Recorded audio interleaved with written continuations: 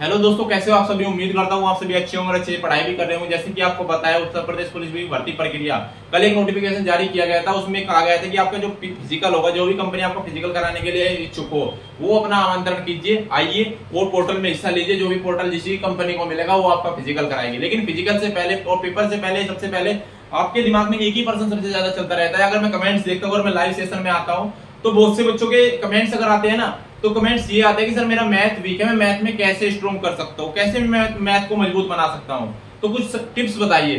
तो मैं ये वीडियो उसी के आधार पर बनाने वाला हूँ, क्योंकि जो भाई बहन मैथ में कमजोर है उनके लिए बहुत ही हेल्पफुल वीडियो होने वाला है। तो वीडियो को बिल्कुल स्किप मत करिएगा। जो जो आपके लिए इंपोर्टेंट चैप्टर होंगे वो भी मैं आपको बताऊं, कौन कौन सा चैप्टर आपके लिए इंपोर्टेंट है, किस चैप्टर से कितने क्वेश्चन पूछे जाते हैं, वो भी इस वीडियो के अंदर आपको बताने वाला हूँ। तो सबसे पहले एक बात कर लेते हैं कि गणित को आप कैसे स्ट्रॉन्ग कर सकते हैं। उसके लिए दो बात बता देता हूं आपको। देखो, अगर आप गणित को तैयार करना चाहते हैं, सबसे पहली चीज आप उसकी बेसिक को समझिए। ठीक है, बेसिक को समझने के बाद एक जब तक वही बात है, जब आप देखते हैं कि कोई ग्राउंड होता है, क्रिकेट का ग्राउंड होता है, कोई बच्चा होता है छोटा, जब उसको ग्राउंड में भेजा जाता है कि आप जाइए और क्रिकेट खेलिए, लेकिन जब वो खेलता नहीं है, इससे पहले उसने कभी अभ्यास नहीं किया है, तो वो चोट लगा के आ जाएगा अपने आप को, बॉल उसके कहीं ना कहीं लग जाएगी, गेंद जो होगी। लेकिन जो बच्चा डेली प्रैक्टिस करेगा, डेली उसी ग्राउंड पे खेलेगा, वो वहां पे अच्छा भी खेलेगा और वहां पे अच्छा रन भी, स्कोर भी बनाएगा। तो सेम उसी तरह ये लॉजिक है गणित का। अगर आप इस पे प्रैक्टिस नहीं करेंगे, अगर आप गणित के अंदर प्रैक्टिस नहीं करेंगे, गणित को अच्छे से समझेंगे नहीं कि गणित है क्या। गणित वाकई में बहुत आसान चैप्टर है, लेकिन बहुत से बच्चे जो बचपन से गणित से दूर है, उनके लिए बहुत वो लगता है कि सर पता नहीं क्या आ गया, इसको हटा दो मेरे सामने से। तो इसलिए डरिएगा मत, क्योंकि मैं आपको जो टिप्स बताने वाला हूं उसको फॉलो करिएगा। मैथ को स्ट्रॉन्ग करने के लिए आपको जितनी बार हो सके, जितनी बार होगी, एक क्वेश्चन की कम से कम 10 बार, 12 बार, 15 बार, जब तक कि आपके वो समझ ना आए, उस क्वेश्चन को बार बार निकालते रहिए। अगर एक क्वेश्चन आपके समझ नहीं आ रहा है तो उस क्वेश्चन को बार बार निकालते रहिए जब तक आपके दिमाग में ना जाए। और एक क्वेश्चन की टाइप्स को कम से कम 3 से 4 टाइप्स के क्वेश्चन पकड़ना और डेली उस पर अभ्यास करना। अगर आपको कोई चैप्टर कोचिंग में पढ़ाया गया, मान के चलते हैं कि परसेंटेज आपको पढ़ा दिया गया है, ठीक है, तो परसेंटेज घर पे आके जो भी आपको टीचर ने पढ़ाया है वो घर पे आके रिवाइज करिएगा। अगर टीचर ने 100 क्वेश्चन आपको कराए हैं 3 दिन के अंदर, तो एक 100 क्वेश्चन डेली आप प्रैक्टिस करिएगा। जो आपसे हो जाए वो भी करिएगा। अगर आपसे नहीं होते हैं तो दोबारा टीचर से जाके पूछेगा सर ये कैसे हुआ था, फिर उसी क्वेश्चन को फिर 10 बार करना। तो निश्चित आप गणित को अच्छा बना लेंगे अपना। उसके लिए मैं आपको बता देता हूं आपके लिए कौन कौन से टॉपिक इंपोर्टेंट होने वाले, एक बार वो देख लेते हैं। सबसे पहले आपका अगर टॉपिक होगा वो होगा प्रतिशत। तो दोस्तों सबसे पहला अगर टॉपिक होगा वो होगा आपका प्रतिशत, जो आपके लिए बहुत इंपोर्टेंट होने वाला है। अब ये भी बताऊंगा कितने क्वेश्चन आ सकते हैं, ठीक है। इसके बाद दूसरा अगर आपका टॉपिक होगा वो होगा लाभ और हानि, लाभ और हानि। उसके बाद तीसरा आपका टॉपिक अगर होगा तो वो होगा time and work, time and work. और एक पाइप और टंकी नहीं होता, वो वाला क्वेश्चन होता है। उसके बाद अगर चौथे नंबर पे बात कर लेते हैं तो साधारण ब्याज,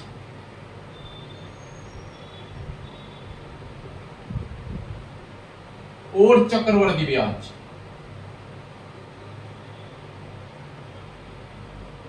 चक्रवृद्धि ब्याज, 2 टॉपिक आपके ये हो गए। उसके बाद 5वें नंबर की बात कर लेते हैं तो एलसीएम और एचसीएफ। उसके बाद इसी में एक टॉपिक और आता है भिन्न, ये भी आप तैयार करिएगा। उसके बाद रेलगाड़ी, रेलगाड़ी संबंधी प्रश्न, या चाल, समय, दूरी। चाल, समय, दूरी, एक आपका टॉपिक ये हो गया। उसके बाद 7वां आपका आता है औसत। उसके बाद 8वां जो आपका इंपोर्टेंट जो होने वाला है आपका, वो हो जाता है आपका क्षेत्रफल या आयतन। क्षेत्रफल और दूसरा आपका है आयतन। अगर आप पेपर में बैठेंगे तो जो ये मैंने टॉपिक यहां पे लिखे हैं तो इनको आप इंपोर्टेंट मान के चलना, क्योंकि बहुत ही इंपोर्टेंट टॉपिक है। और किस टॉपिक से कितने क्वेश्चन आने की प्रबल संभावना है वो भी मैं बता देता हूं। कम से कम 2 से 3 क्वेश्चन प्रतिशत और 2 से 3 क्वेश्चन आपका लाभ हानि, दोनों की बात कर लेते हैं तो 4 से 5 क्वेश्चन दोनों से मिलके आ सकते हैं। आप देख सकते हैं, इसे अंदाजा लगा सकते हैं, प्रीवियस पेपर उठा के देख सकते हैं। 4 से 5 क्वेश्चन लाभ हानि और प्रतिशत से पूछे जा सकते हैं। उसके बाद पाइप एंड टंकी वाले से आ सकते हैं आपके 2 से 3%। कितने? 2 से 3% पूछे जा सकते हैं पाइप एंड टंकी। उसके बाद साधारण ब्याज और चक्रवृद्धि कम से कम 3 से 4 क्वेश्चन, 3 से 4 क्वेश्चन पूछे जा सकते हैं। इससे पूरी प्रबल संभावना है आपकी, इसलिए इनको तैयार करिएगा।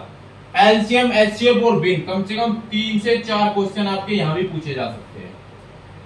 ठीक है दोस्तों। उसके बाद रेलगाड़ी संबंधी प्रश्न अगर बात कर लेते हैं तो 3 क्वेश्चन की संभावना यहां भी है और 4 भी हो सकते हैं। पूरी संभावना 3 की है। औसत में आपका 1 क्वेश्चन, ज्यादा से ज्यादा 2 क्वेश्चन, जहां तक है 1 क्वेश्चन पूछा जा सकता है, ज्यादा से ज्यादा 2 क्वेश्चन। उसके बाद क्षेत्रफल और आयतन से कम 2 से 3 क्वेश्चन। ये उम्मीद है प्रीवियस पेपर के हिसाब से देखने के बाद इस हिसाब से क्वेश्चन पूछे जा सकते हैं। टोटल आपके 19 क्वेश्चन आएंगे। 4 क्वेश्चन यहां मान लेते हैं, 2 क्वेश्चन यहां मान लेते हैं, 6 और 3 9 और 3 12 और 3 15 और 2 17 और 1 18। हो सकता है 18 क्वेश्चन आपके इसी सब्जेक्ट से देखने को मिल सकते हैं जो मैंने आपको बताया मैथ के अंदर, ये टॉपिक जो बताए। अब मैंने 18 बताया कि बोले सर 19 तो सारे मैथ से आते हैं। अब ये भी मैं दूर कर देता हूं आपका, ये मैंने सिर्फ संभावना बताई है, नहीं कहा कि आपके पूरे 4 क्वेश्चन आएंगे, लेकिन उम्मीद है कि 4 के आसपास आ सकते हैं। 3 भी हो सकते हैं, 2 भी हो सकते हैं। तो वो उम्मीद के आधार पर बताया गया है कि टॉपिक आपके यही मैथ में इंपोर्टेंट होने वाले हैं। 1-2 क्वेश्चन इधर उधर से पूछ लिया जाता है, जैसे आपका मिश्रण वगैरह हुआ, साझा हुआ। एक रेशो से संबंधित प्रश्न जरूर आएगा, अनुपात और समानुपात, ये भी बहुत इंपॉर्टेंट रहता है। अनुपात और समानुपात एक क्वेश्चन तो देगा ही देगा 100%। तो इन टॉपिक को तैयार करिएगा। जो भाई घबरा रहा है ना कि मैथ से कि मेरा मैथ कमजोर है, तो जो ये मैंने टॉपिक लिखे हैं इन टॉपिक को तैयार करिएगा। मैथ में वो फेल नहीं होगा, कम से कम 12 से 13 क्वेश्चन वो फिर भी करके आएगा और इनको तैयार कर लेगा। तो और एक्स्ट्रा आपको जाने की जरूरत नहीं है कहीं। अगर आप इस हिसाब से भी तैयारी करेंगे, जो टॉपिक मैंने यहाँ लिखे हैं इन टॉपिक को आप तैयार करेंगे तो गारंटी से 12 से 13 क्वेश्चन करके आओगे। ये मेरा वादा है तुमसे। लेकिन ये मन लगा के पढ़ना होगा। 3 से 4 महीने का समय, 3 महीने भी आप मजबूत कर सकते हो उन सब्जेक्ट को। मैथ इतना बड़ा सब्जेक्ट नहीं है। ज्यादा से ज्यादा बात करोगे, चलो मान लेते हैं ये गणित की बुक है, ठीक है, छोटा RS अग्रवाल है, बहुत अच्छी बुक है। इसमें क्या है, इसमें कंटेंट छोटा है और क्वेश्चन बहुत ज्यादा है। अगर बात करेंगे इससे जो बड़ा है उसमें थोड़ा अलग है, उसमें और ज्यादा क्वेश्चन मिल जाएंगे आपको। लेकिन जो बच्चा स्टार्टिंग से जो तैयारी करता है उसके पास ये बुक्स होना बहुत जरूरी है, क्योंकि इस बुक से आप तैयार करेंगे ना तो आपका बेसिक बहुत अच्छा हो जाता है इससे। तो इससे आधार पर मैंने आपको ये टॉपिक बताए हैं, इन टॉपिक को तैयार करिएगा। गारंटी के साथ मैं बता रहा हूँ 14 के आसपास आप क्वेश्चन करके आएंगे। ठीक है दोस्तों। और कोई क्वेश्चन तो मैं भी आपने देखा वीडियो जो मैं प्रीवियस वीडियो डाल रहा हूँ उसके अंदर कोई ना क्वेश्चन की ट्रिक तो मैं आपको बताता रहता हूँ।